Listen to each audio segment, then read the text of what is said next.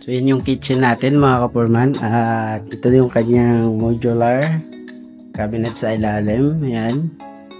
At dito mayroon itong stainless tray. Yun.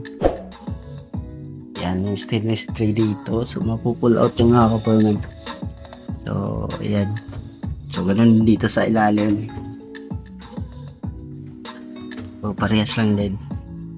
At suplos yung ating hinges para hindi maglagapak. Ayun. Dito sa kabila mayroon pa rin.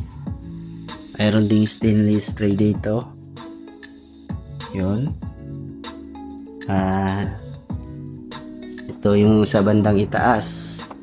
So parang drawer lang din. At ito naman yung sa ilalim.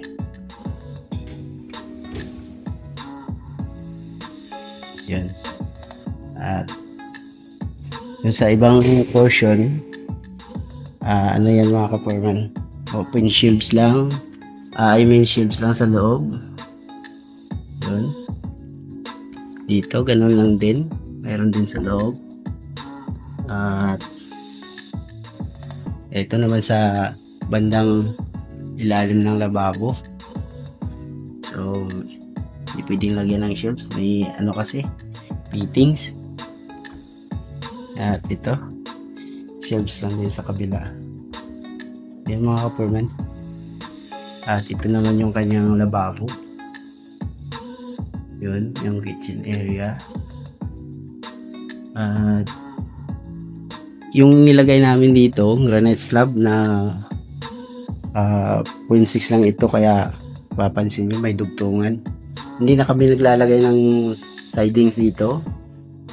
So maganda din naman siya tingnan. Sabay lang po ng pintura. Prepared kasi na ganito, kasi kung ano naman mga kapurman merong sidings dito, maring malaglag din sa bandang uli. Mahaba-haba na rin yung ating experience dyan. Kahit i-epoxy natin nalalaglag pa rin. Yan. At ito yung kanyang sink. So naka undermount. Sa ibaba yung sink natin para pagpunas dito, diretso yung tubig dito. Walang matitira dito sa mga kanto.